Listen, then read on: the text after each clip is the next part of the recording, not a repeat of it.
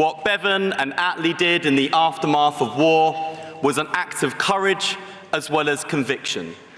Facing down their opponents in the Conservative establishment, they made a powerful choice founded on fairness, to create a national health service, to provide the people of our country with the care they need, not just the care they can afford. A promise that whoever you are, whatever your background, whatever your income, when you fall ill, you will never have to worry about the bill. I'm here today to defend that promise. And friends, we are in the fight of our lives, not just for the NHS or even for the survival of this government, but for everything we believe in. It is a battle of progressives against reactionaries, patriotism versus nationalism, hope, not hate. Our country is being confronted with choices about who we are and what we stand for. And nowhere do those choices come together more starkly than our National Health Service. The founding principles of the NHS are now contested for the first time in generations. Farage wants to replace the NHS with an insurance system. His vision for healthcare is a system that checks your pockets before your pulse and asks for your credit card before your care. Well, it might be all right for Mr. Moneybags. We know he can afford it. But what about those who can't? We should know by now that man is a con artist, posing as the voice of the people whilst working for the interests of the powerful.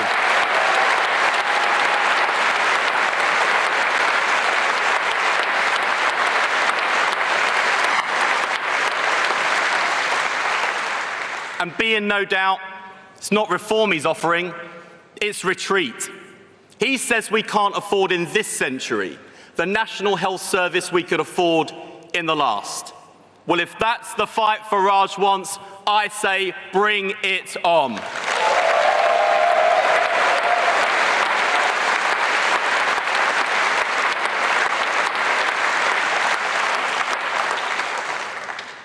So today I'm not here simply to defend a service, but to uphold our values.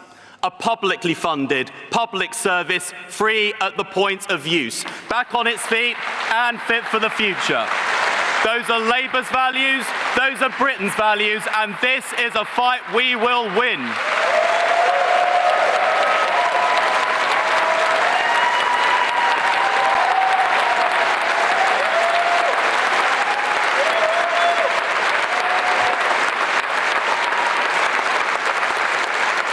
But friends,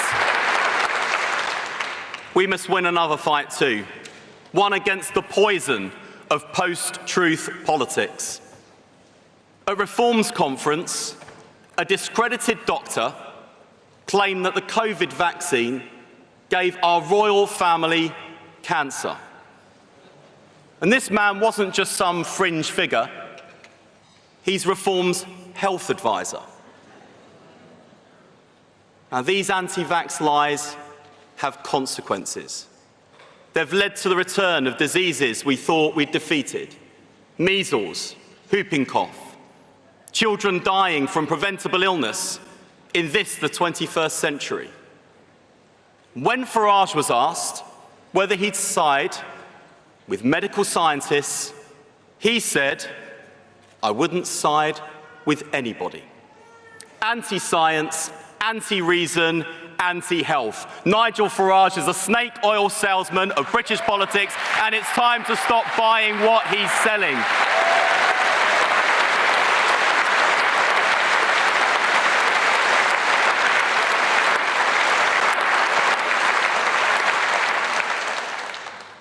But it's not just the NHS he's coming for, it's the people who make the NHS.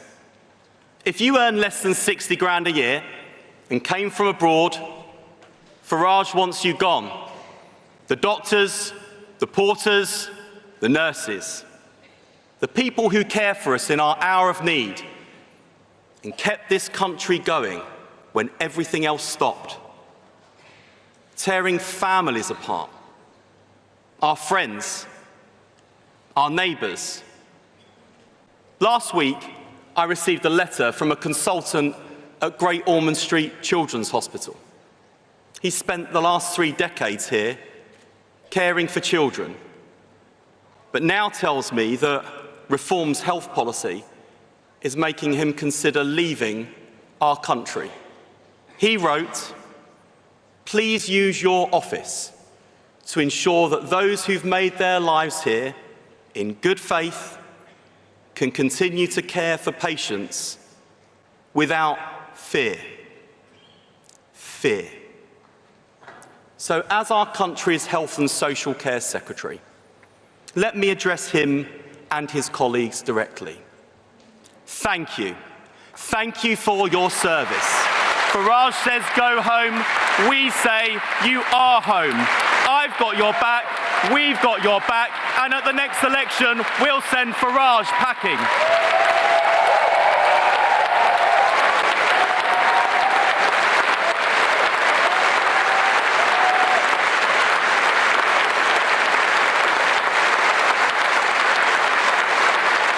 Thank you.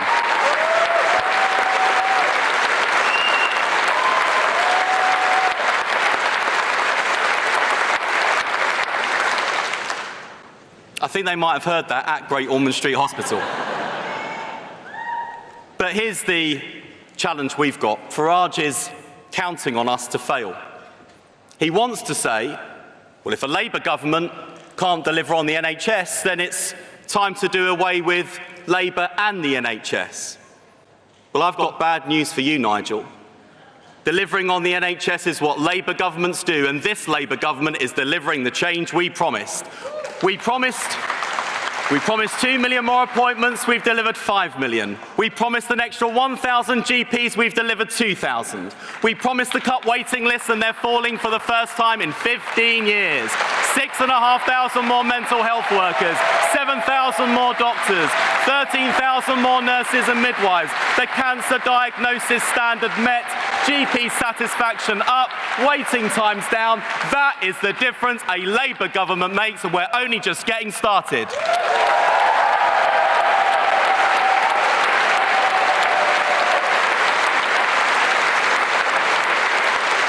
And if you want to see that difference, just look across England's borders. While we're investing in AI, robotic surgery, new digital devices and services, Scotland doesn't even have an NHS app. In Labour-led England, waiting lists are down. In Labour-led Wales, waiting lists are down. But in SNP Scotland, waiting lists are up after 18 years of nationalist failure. Shameful. So whether it's English nationalism with Reform, Scottish nationalism with the SNP, or Welsh nationalism with Plaid, we'll take them all on. With Anas in Scotland and Eluned in Wales, together we'll rebuild our NHS as a great British success story.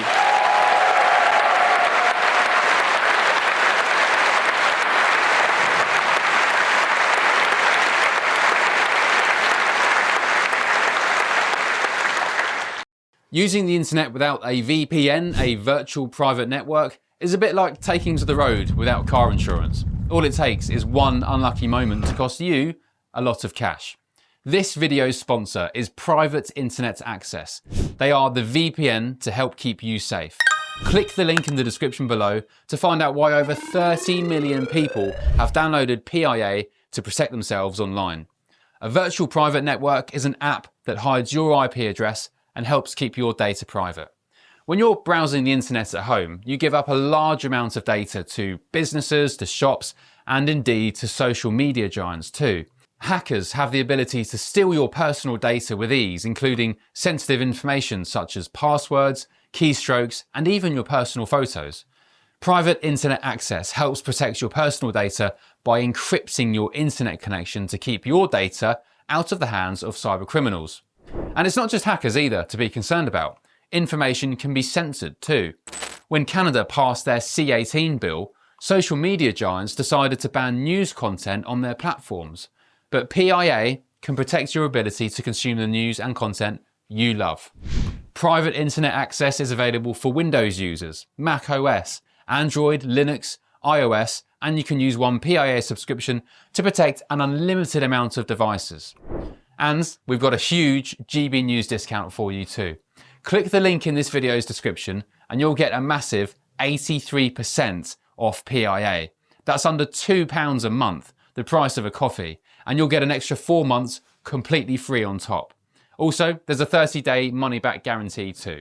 Visit piavpn.com/GBnews to start protecting yourself digitally today.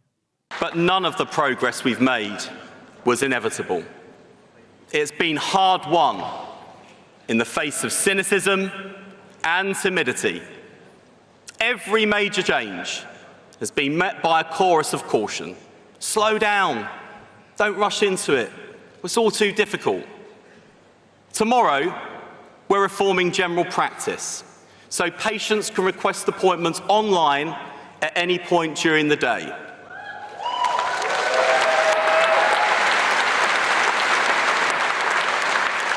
Many GPs already offer this service because they've changed with the times. Why shouldn't booking a GP appointment be as easy as booking a delivery, a taxi or a takeaway? And our policy comes alongside £1 billion of extra funding for general practice and 2,000 extra GPs.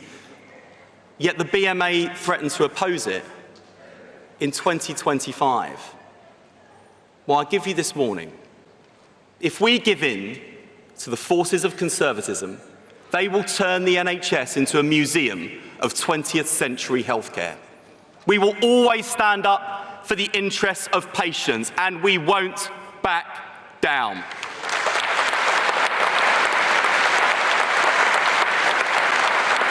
Now, it's true, we had a dire inheritance at the last general election, the worst since 1945, a broken economy, broken public services, and broken trust in politics itself. But we have an even more powerful inheritance in our party. Hope, optimism, courage. It's how the 1945 generation remade Britain after the war. And the test of our generation is to show that same courage, to prove that Britain is still capable of doing big things, giving people hope again.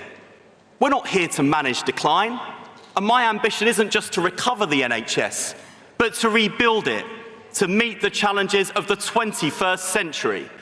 So let me tell you what our 10-year plan for health means. It means giving patients more power and more choice and more convenience, not just for the many, but not for the many, not just for the many, not just the privileged few. Got it then.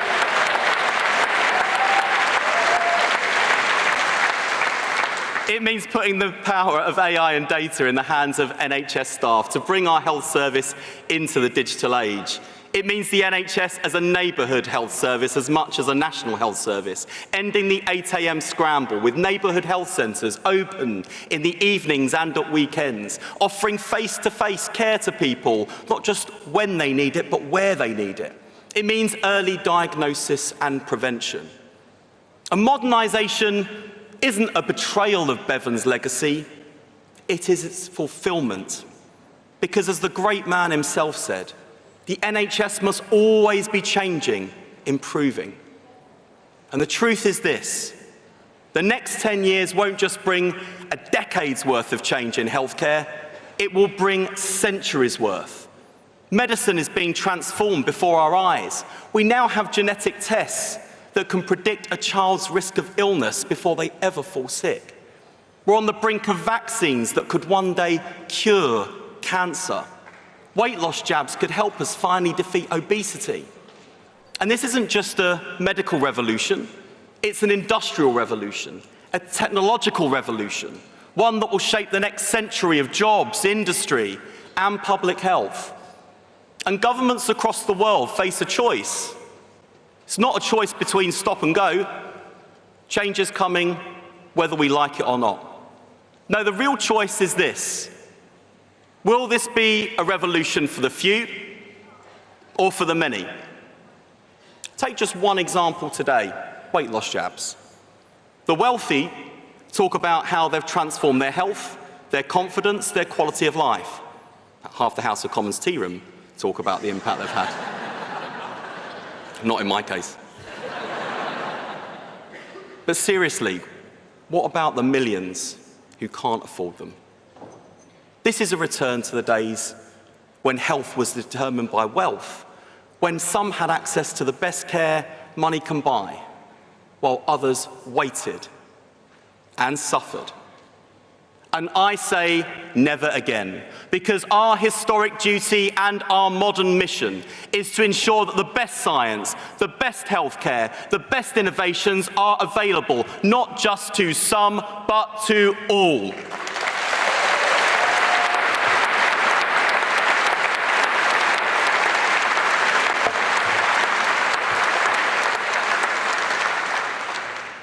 So we will make the UK the home of the next generation of medical breakthroughs, discovered here, developed here, and delivered here on the NHS.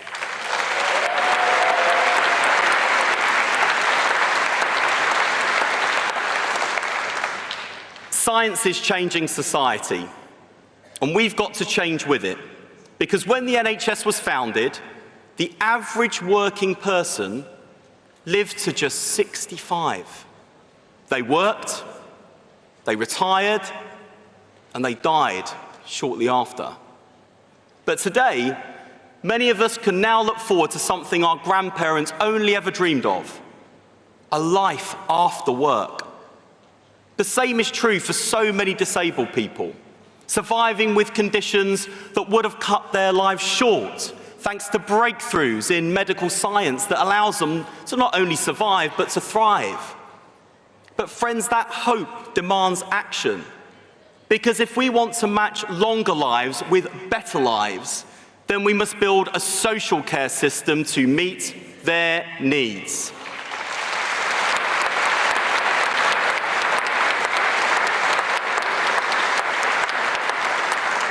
We've already begun to make that change.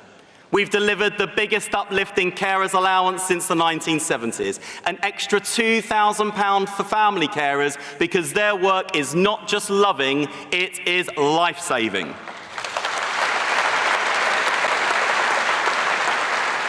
We've installed new home adaptations in the homes of more than 15,000 disabled people, not just giving them new rails and chairlifts, accessible kitchens and bathrooms, but safety, dignity, independence, quality of life.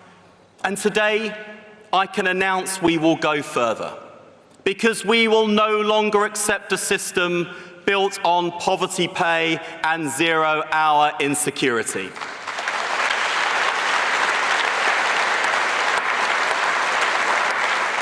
We will back the first ever fair pay agreement for care workers, not just in law but in practice, starting with £500 million to deliver better pay, terms and conditions for care workers across our country, because the people who care for our loved ones should never have to struggle to care for their own.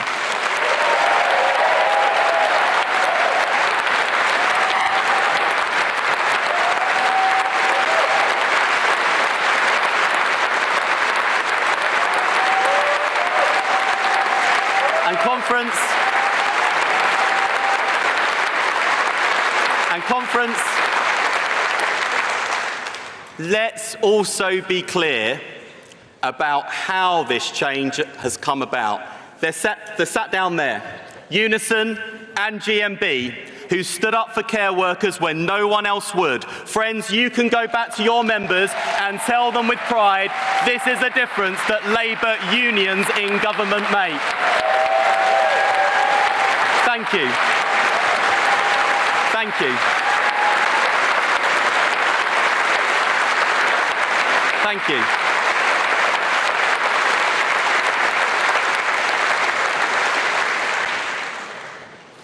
And there's someone else who's made a real difference too, who understands the struggle care workers face, because she was one.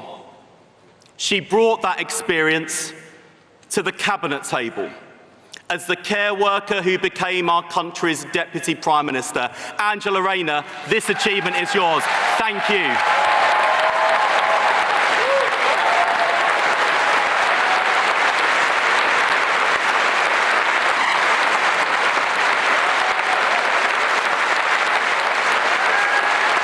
And we want her back as well.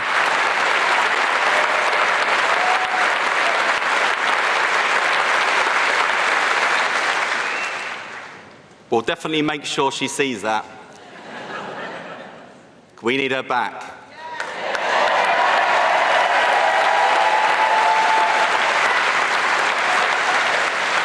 In conference, I say this to you now, and to every family, every carer, every older and disabled person watching. So long as I hold this office, it will be the mission of this Labour government to build a national care service worthy of the name.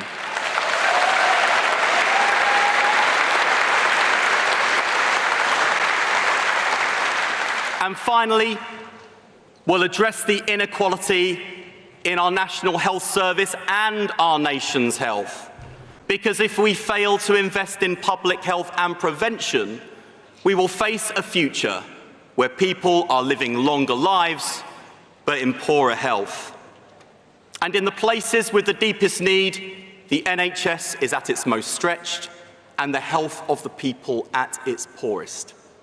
In the poorest parts of our country, there are an extra 300 patients per GP. 300. Waiting. Suffering. And the injustice doesn't stop there. A black woman in this country is twice as likely to die in childbirth than a white woman. A child born in Blackpool will now live 10 years fewer than a child born in Hampshire. 10 years. That is the unjust price paid by those who lost the lottery of life.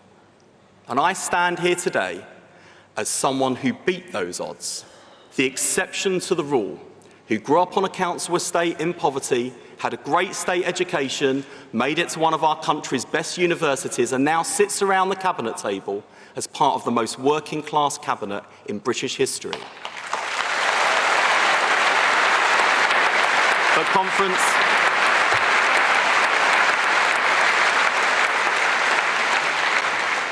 that's not enough. It's not enough for a few to beat the odds. Our party exists to change those odds for everyone. So the challenge of our generation is not just to add years to life, but to add life to those years. So as we rebuild the NHS, we're starting first where the need is greatest. As we reinvest billions saved from cutting waste, as we recruit new GPs, and as we build a new generation of neighbourhood health centres, they won't go to the places with the loudest lobbyists, but to the communities with the deepest deprivation.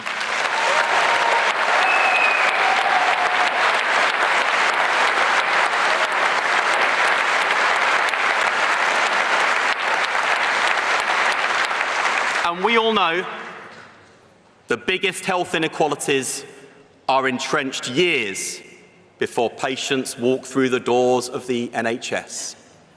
They're caused by poverty, poor diets, damp homes, dirty air.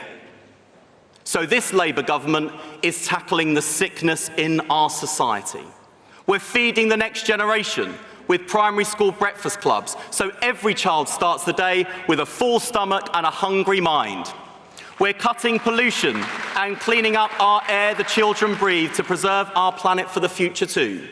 We're helping families heat their homes this winter with a warm homes discount that will reach millions more. We're guaranteeing sick pay from day one because no one should have to choose between getting better and getting paid. And with the expansion of free school meals, we are lifting 100,000 children out of poverty. The Tories didn't do it. Reform would undo it. That is the difference a Labour government makes.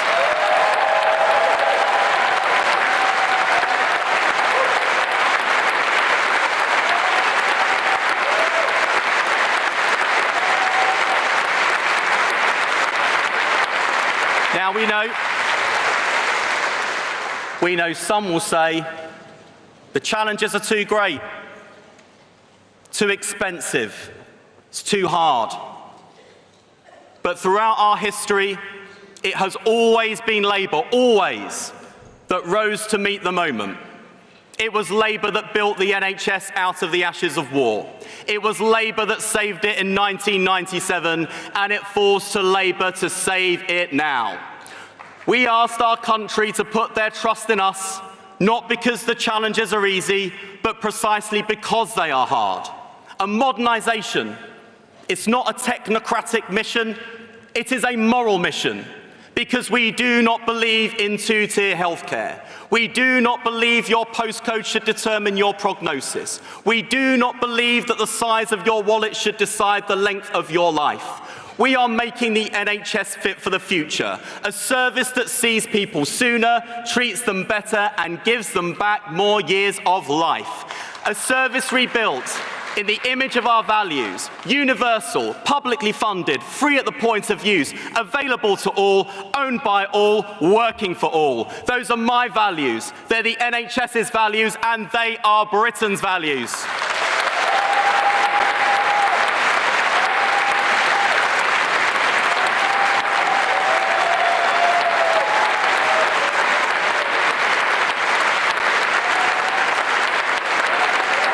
And conference,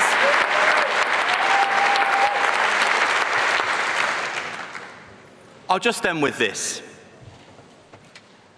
The fight against poverty and injustice, reactionaries and nationalists, prejudice and hatred, this is our fight. It has always been our fight. So we will not flinch. We will not fail. We will rebuild our national health and rebuild Britain for our time, for all time, for everyone. Thank you, conference.